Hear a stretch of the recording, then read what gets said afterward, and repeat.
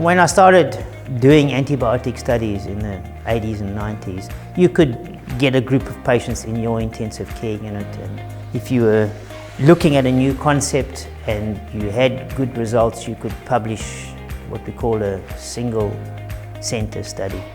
And now with worldwide developments, collaborations, big databases, and a lot of science that has now been published since the 80s and 90s, single center studies are no longer useful because you can't show generalizability and you can't show that your patients in your study is any different to anything else.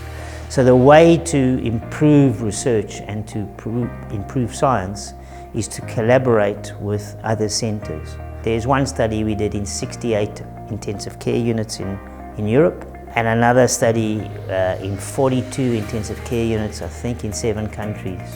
Different study, different criteria, but that's the way to improve generalizability and show that the study group can be translated into Europe, into America, into South Africa. It's important to realize that there are a lot of smart people around, so you've got to bring on people as equal partners or as partners, not as disciples or as minions under you. And one of the main things in collaboration is ownership by others of the systems that you're trying to collaborate on. One of the problems in research is the conflict or the tension between individual rights and societal benefit. We're doing a study across a whole lot of centres in Queensland, just looking at data that's automatically captured when the patients are in intensive care unit. And there's a similar setup with a similar concept run out of Canada with the same type of information system that's looking at not the same data but similar data. In Canada you needed 2 signatures for that ethics approval. We need 100 signatures for that same ethics approval. Now, I understand individual rights, but that's stunting the benefit, societal benefit, by needing to get so many signatures on a de-identified database. It's not as difficult in New Zealand, and it's certainly not as difficult overseas.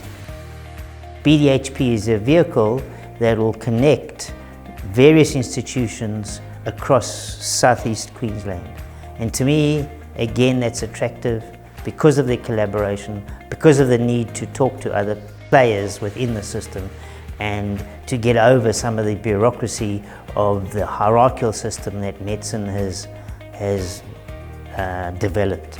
At the beginning of BDHP, the trauma, critical care and rehabilitation theme was led by Professor Michael Schutz and asked me if I'd, as a clinician, run the theme. And we have improved the collaboration across the river, across the infrastructures of BDHP.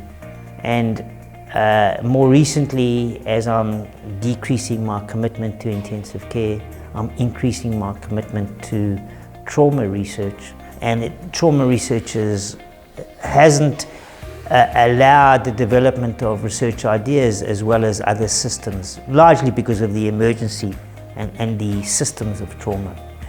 I'll be trying to introduce trauma research across BDHP partners via the Jamison Trauma Institute and try and get retrospective data on trauma systems, trying to get prospective small trials in controlled areas that can be controlled, and trying to improve trauma system and trauma resuscitation systems in general.